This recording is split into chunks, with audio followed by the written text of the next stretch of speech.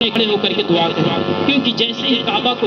دیکھا جاتا ہے منظر ایک دم عجیب ہو جاتا ہے، آنسو سے بھرا کر کے آنسو گرنے لگتی ہے، آنسو کا سیلاب جاری ہو جاتا ہے پیارے، اس قدر آنسو گرتے ہیں، اس قدر آنسو گرتے ہیں، دل میں یہی خیال آتا ہے کہاں میں اور کہاں یہ پاک حرم، یہ گنہگار ابھی کچھ دیر پہلے اپنے گھر پر تھا، اپنے شہر میں تھا، اور ابھی کچھ دیر کے بعد حرم کعبہ میں ہے، تو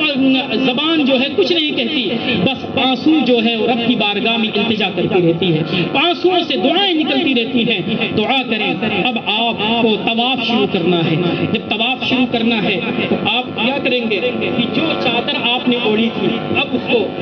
ایک کندھے کو کھولنا ہے، داہنے طرف کے منڈے کو کھولنا ہے، آپ اس کو لپیٹیں، بائیں طرف کے منڈے کو کھولنا ہے، آپ اس کو لپیٹیں اس طریقے سے، ایک کونا اس پر دبائیں اور دبانے کے بعد ایسے لے کر کے آ جائیں، یہ منڈا کھلا ہونا چاہیے۔ پھر آپ جو ہے جائیں حجر اسود کے سامنے، بھیڑ بھاڑ بہت ہوتی ہے تو حجر اسود کے سامنے گرین لائٹ لگی ہوئی ہے، جب گرین لائٹ کے سیدھ میں پہنچے تو آپ یہ جان لیں کہ اب حجر اسود کے سامنے پہنچ گئے ہیں۔ حجر اسود کے سامنے کھڑے ہوں، دور ہی سے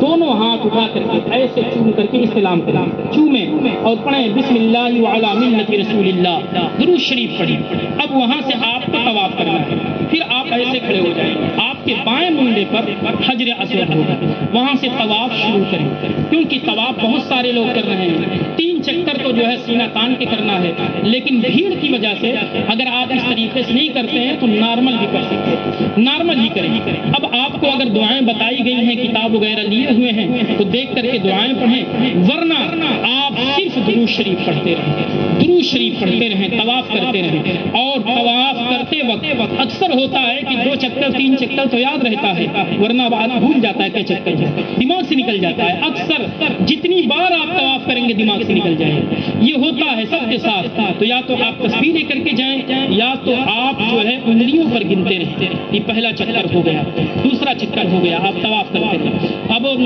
طواف کرتے وقت درود شریف پڑھتے ہیں، آپ کو موقع مل جائے تو حجر اسود بھی چوم لیں، آپ کو موقع مل جائے تو ملتزم پر آ جائیں، آپ کو موقع مل جائے تو رکن یمانی پر آ جائیں۔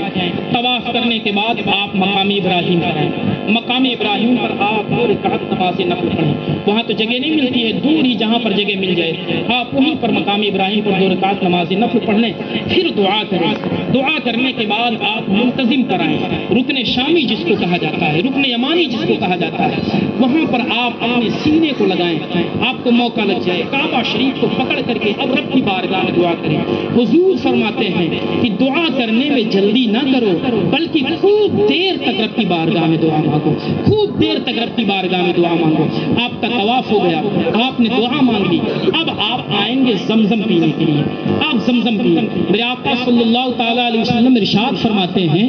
زمزم منافق پیٹ بھر کر کے نہیں پی پاتا ہے، مومن پیٹ بھر کر کے زمزم پیتا ہے۔ اب آپ خوب پیٹ بھر کر کے زمزم پیئیں، یہاں تک خوب پیٹ بھر کر کے زمزم پیئیں، یہاں تک زمزم پیئیں، پھر دعا کریں رب کی بارگاہ میں۔ یہاں پر بھی دعا میں آپ جلدی نہ کریں، دعا کیا کریں؟ اللہم ربی زدنی علما نافعا ورزقا واسعا وسلاما عافیا وعملا متقبلا وشفاء من کل داء۔ اور اس کے علاوہ یہ دعا کرتے ہیں اور دعائیں کریں۔ پھر جب دعا کر چکے ہیں، اگر آپ کو تھکاوٹ کا احساس ہے تو کچھ دیر بیٹھ کر کے وہیں پر آرام کر لیں۔ پہلے تو کنواں تھا تو کنویں سے پانی پیا جاتا، نکال کر پیتے تھے، نکالنے والے رہتے تھے، لیکن اب کیا ہے کہ اب واٹر کولر رکھا ہوا ہے، جس کو ٹھنڈا پینا ہے وہ ٹھنڈا پیے، جس کو سادہ پینا ہے وہ سادہ پیے، اس کو پیے۔ کھڑے ہو کر کے کعبہ شریف کی طرف منہ کر کے زمزم پیے۔ اگر آپ کو تھکاوٹ لگ رہی ہے کیونکہ یہ چیزیں پکڑتی ہیں، آپ اس کے بعد پھر آئیں گے صفا مروہ کی طرف۔ اب صفا مروہ کی طرف جب آئیں گے تو صفا سے آپ کو سعی شروع کرنی ہے، وہاں پر کلمہ شہادت پڑھیں، کعبہ شریف وہاں سے دکھائی دیتا ہے، ہو سکے تو آپ اوپر نہ جائیں بلکہ بیسمنٹ میں جہاں تھوڑی سی پہاڑی بچائی گئی ہے وہاں جائیں، نیچے جائیں اور وہاں سے طواف شروع کریں، وہاں سے طواف شروع